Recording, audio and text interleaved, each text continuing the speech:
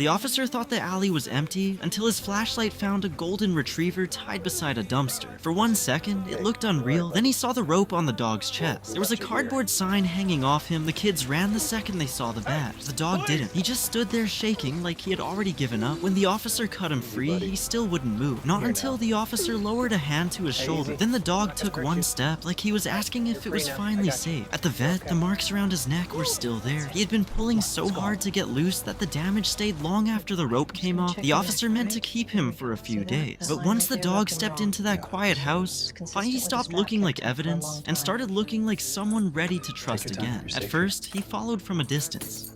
Then he started waiting by the door, watching every move, learning routines.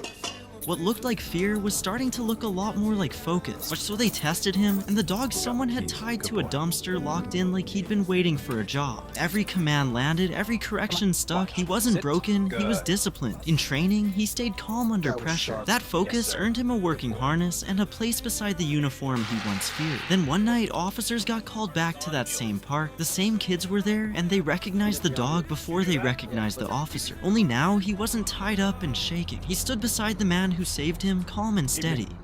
Do you think they finally understood what that dog survived?